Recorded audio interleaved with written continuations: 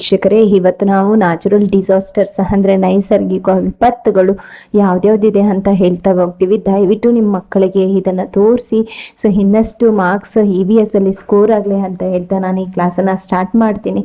So ಮೊದಲಿಗೆ natural disasters ನೈಸರ್ಗಿಕ ವಿಕೋಪಗಳು ನೈಸರ್ಗಿಕ ವಿಪತ್ತುಗಳು ಅಂದ್ರೆ ಏನು ಅಂತ ಹೇಳ್ತಾ ಹೋಗ್ತೀನಿ. ಸೊ ನೈಸರ್ಗಿಕ ವಿಕೋಪಗಳು ಹೇಗಾಗತ್ತೆ, ನ್ಯಾಚುರಲ್ ಡಿಸಾಸ್ಟರ್ಸ್ ಹೀಗೆಲ್ಲ ಆಗತ್ತೆ, ಯಾವ್ದ್ರಿಂದ ಆಗತ್ತೆ, ಏನೆಲ್ಲ ಜನರಿಗೆ ತೊಂದರೆ ಆಗತ್ತೆ, ಸೊ ಅಂತ ಈ ಕ್ಲಾಸಲ್ಲಿ ನಾವು ಸ್ಟೆಪ್ ಬೈ ಸ್ಟೆಪ್ ಹೇಳ್ತಾ ಹೋಗ್ತೀವಿ. ಸೊ ಮೊದಲಿಗೆ natural disasters. So natural disaster is a sudden event. So sudden event ನಮ್ಗೆ ಯಾರಿಗೂ ಗೊತ್ತೇ ಆಗಲ್ಲ. ಇವತ್ತು ಭೂಕಂಪ ಆಗುತ್ತೆ, ಇವತ್ತು ಸುನಾಮಿ ಬರುತ್ತೆ ಸೊ ಅಂತ ಪ್ರಿಡಿಕ್ಟ್ ಮಾಡ್ಲಿಕ್ಕೆ ಆಗಲ್ಲ. ಬಟ್ ಇವತ್ತಿನ ದಿನ ಈ ಟೆಕ್ನಾಲಜಿ ಇರೋದ್ರಿಂದ ಸ್ವಲ್ಪ ಬೇಗ ಪ್ರಿಡಿಕ್ಟ್ ಮಾಡ್ಬೋದು.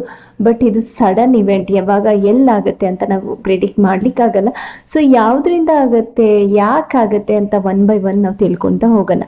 Natural disaster is a sudden event caused by natural forces that causes damages to the peoples, property and environment.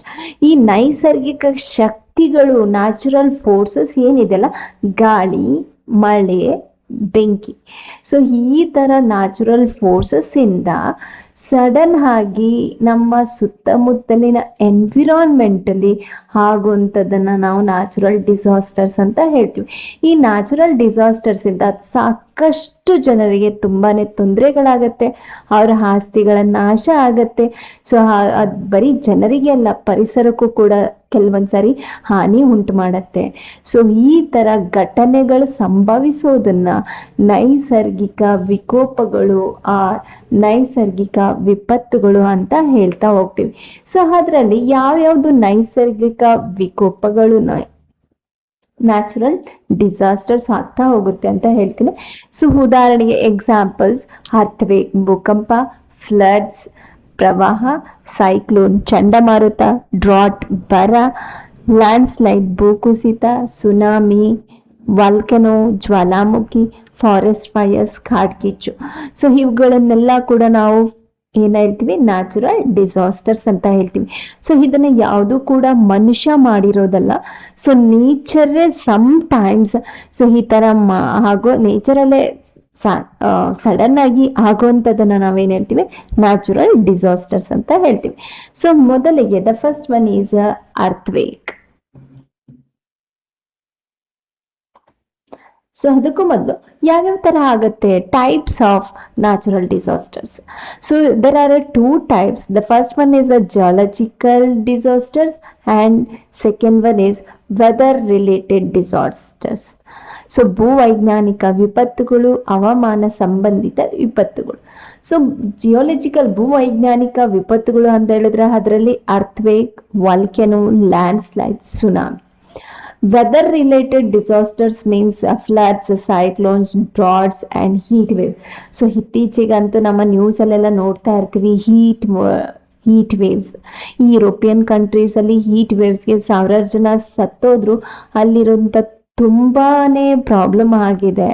So ಯಾಕಾಗತ್ತೆ ಈ ತರ ಡಿಸಾಸ್ಟರ್ಸ್ ಅಂತ ಒನ್ ಬೈ ಒನ್ ನಾವು ಪ್ರತಿದಿನ ಹೇಳ್ತಾ ಹೋಗ್ತೀವಿ. ದಯವಿಟ್ಟು ನಮ್ಮ ಕ್ಲಾಸ್ನ ಫಾಲೋ ಅಪ್ ಮಾಡಿ, ಮಕ್ಕಳಿಗೆ ತೋರಿಸಿ, ಅವ್ರಿಗೆ ಇನ್ನಷ್ಟು EVS ಅಲ್ಲಿ ಮಾರ್ಕ್ಸ್ ಸ್ಕೋರ್ ಮಾಡಲಿ. ಫಸ್ಟ್ ಒನ್ ಅರ್ಥ್ವೇಕ್, ಭೂಕಂಪ ಅಂತ ಹೇಳ್ತೀವಿ. ಭೂಕಂಪ ಅಂದ್ರೆ ಭೂಮಿ ಕಂಪಿಸೋದನ್ನ ಭೂಕಂಪ ಅಂತ ಹೇಳ್ತೀವಿ. ಸೊ ಯಾಕೆ ಭೂಮಿಯಲ್ಲಿ ಈ ಕಂಪನ ಅನ್ನೋದು ಉಂಟಾಗತ್ತೆ, ಏನ್ ರೀಸನ್ ಅಂತ ಹೇಳೋಣ. The first one ಅರ್ಥ್ವೇಕ್.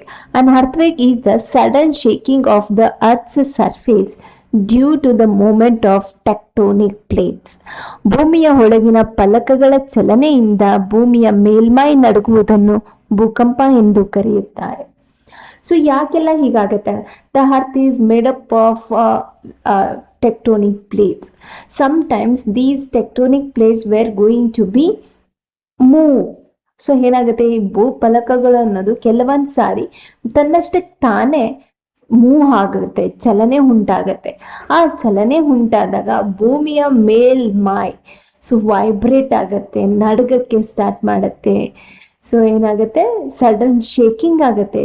ಶೇಕ್ ಆದಾಗ ಏನ್ ಮ್ಯಾನ್ ಮೇಡ್ ಅಂತ ಇರುತ್ತೋ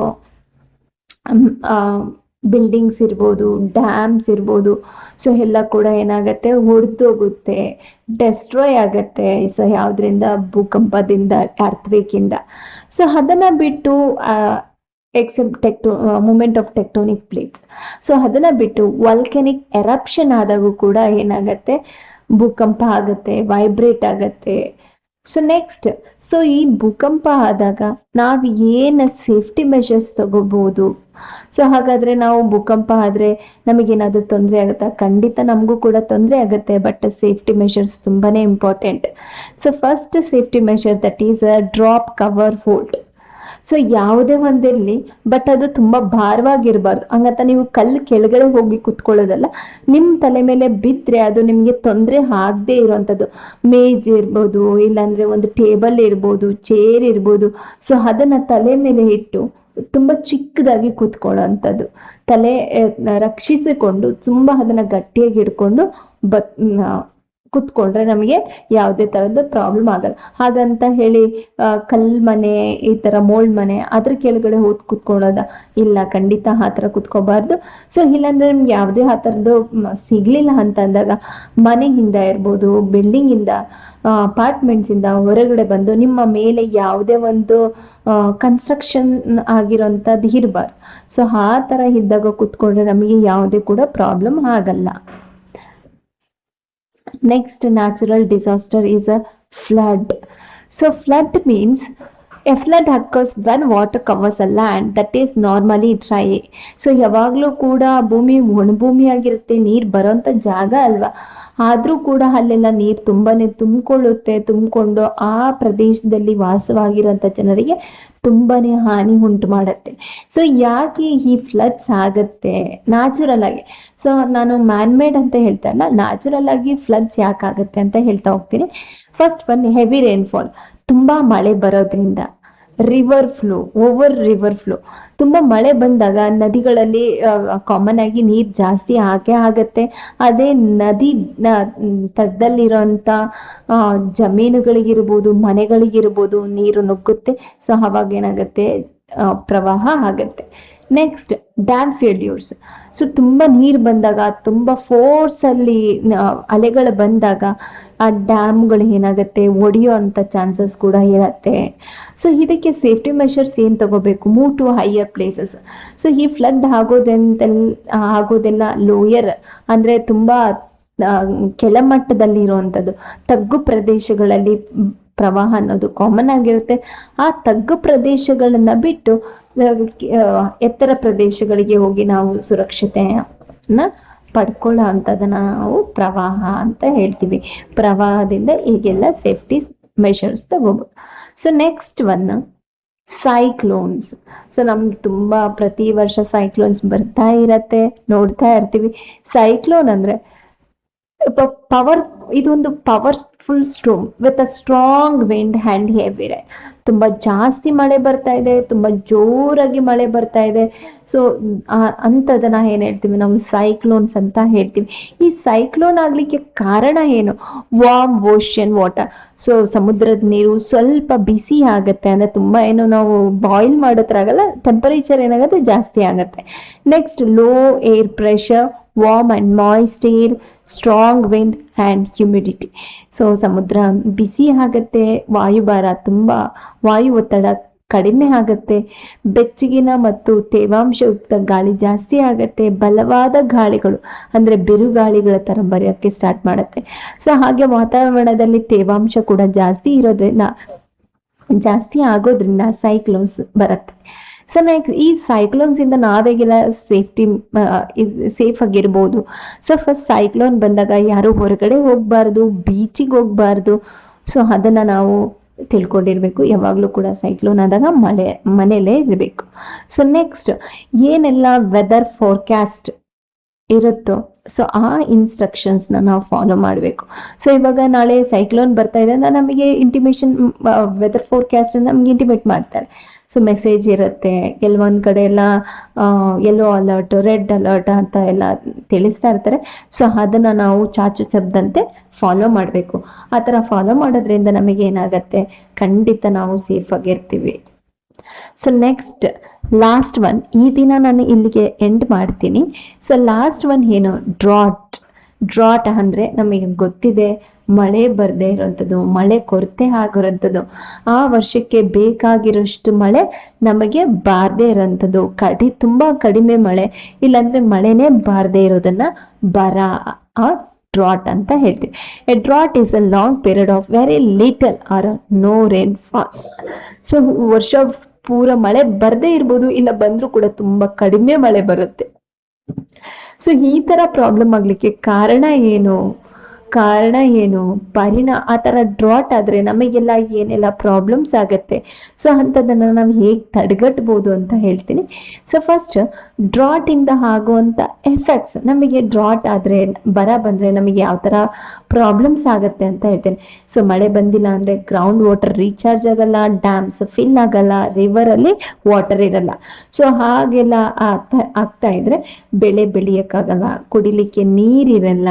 ಸೊ ಹಾಗೆ ಬೆಳೆ ಬೆಳಿಲಿಲ್ಲ ಅಂದ್ರೆ ಫುಡ್ ಕೂಡ ಶಾರ್ಟೇಜ್ ಆಗತ್ತೆ. So water shortage, crop failures and food shortage.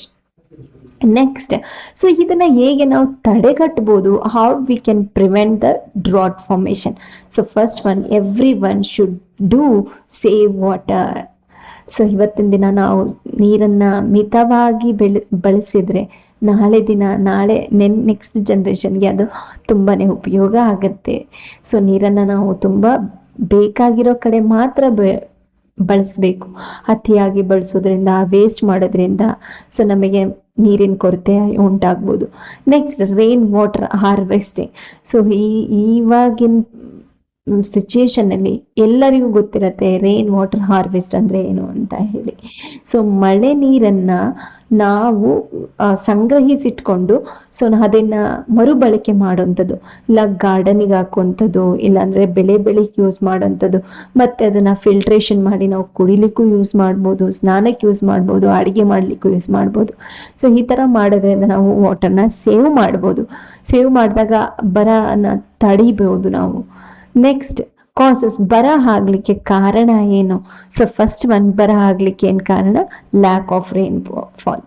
ಮಳೆ ತುಂಬಾ ಕಡಿಮೆ ಆಗುವಂಥದ್ದು, ಇಲ್ಲ ಮಳೆ ಆಗದೆ ಇರುವಂಥದ್ದು, ಮಳೆಯ ಕೊರತೆ. Next, high temperature. ಮಳೆ ಬಂದಿಲ್ಲ ಅಂದ್ರೆ ಟೆಂಪರೇಚರ್ ಏನಾಗುತ್ತೆ? ಜಾಸ್ತಿ ಆಗತ್ತೆ. ಸೊ ನಾವ್ ಇವಾಗ ನೋಡ್ತಾ ಇದೀವಿ, every year it is going to be increasing the temperature. Next, deforestation.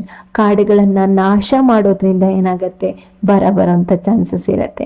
Water wastage, ನೀರನ್ನ ದುರುಪಯೋಗ ಪಡಿಸ್ಕೊಳ್ಳೋಂಥದ್ದು, ಇಲ್ಲ ನೀರನ್ನ ಮಲಿನ ಮಾಡೋಂಥದ್ದು ಇರ್ಬೋದು. ಸೊ ಇದರಿಂದ ನಮಗೆ ವಾಟರ್ ಶಾರ್ಟೇಜ್ ಆಗತ್ತೆ. Next, climatic change. ಸೊ ಇವತ್ತಿನ ದಿನ ನಮ್ಮ ಜನರೇಷನ್ ತುಂಬಾನೇ ಗಾಢವಾಗಿ ಈ ಪ್ರಾಬ್ಲಮ್ನ ಎದುರಿಸ್ಬೇಕಾಗತ್ತೆ. ಸೊ ಯಾಕಂತೆ ಕ್ಲೈಮೇಟ್ ಯಾಕೆ ಚೇಂಜ್ ಆಗತ್ತೆ, ಸೊ ಏನೆಲ್ಲ ಕ್ಲೈಮೇಟ್ ಚೇಂಜಸ್ಗೆ ಕಾರಣ ಅಂತ ಅದನ್ನೇ ಒಂದು ಸಪ್ರೇಟ್ ಕ್ಲಾಸ್ ಮಾಡಿ ಹಾಕ್ತೀವಿ, ದಯವಿಟ್ಟು ನೋಡಿ. ಸೊ ಕ್ಲೈಮೇಟ್ ಚೇಂಜಿಂದ ಇವತ್ತು ಮಳೆಗಾಲ ಚೇಂಜ್ ಆಗಿದೆ, ವಿಂಟರ್ ಚೇಂಜ್ ಆಗಿದೆ, ಸಮ್ಮರ್ ಚೇಂಜ್ ಆಗ್ತಾ ಇದೆ, ಟೆಂಪರೇಚರ್ ಜಾಸ್ತಿ ಆಗ್ತಾ ಇದೆ, ತುಂಬಾ ಕಾಯಿಲೆಗಳು ನಮಗೆ ಬರ್ತಾ ಇದೆ. ಸೊ ಎಲ್ಲದಕ್ಕೂ ಕಾರಣ ಏನಂತ ನಾವು ಡೈರೆಕ್ಟ್ ಆಗಿ ಹೇಳ್ಬೋದು, ಅದು ಕ್ಲೈಮೆಟಿಕ್ ಚೇಂಜ್. ಈ ಕ್ಲೈಮೇಟ್ ಚೇಂಜ್ ಆಗ್ಲಿಕ್ಕೆ ಡೈರೆಕ್ಟ್ ಆಗಿ ಯಾರು ಕಾರಣ? ಮನುಷ್ಯರೇ ಕಾರಣ ಅಂತ ಹೇಳ್ತಾ ಈ ದಿನ ನಾನು ಈ ಕ್ಲಾಸನ್ನು ಮುಗಿಸ್ತೀನಿ. ಸೊ ನೆಕ್ಸ್ಟ್ ನ್ಯಾಚುರಲ್ ಡಿಸಾಸ್ಟರ್ಸ್ ನಾಳೆಗೋಸ್ಕರ ಕಾಯ್ತಾ ಇರಿ ಅಂತ ಹೇಳ್ತಾ ನಾನು ಈ ಕ್ಲಾಸನ್ನ ಮುಗಿಸ್ತೀನಿ. Thank you so much.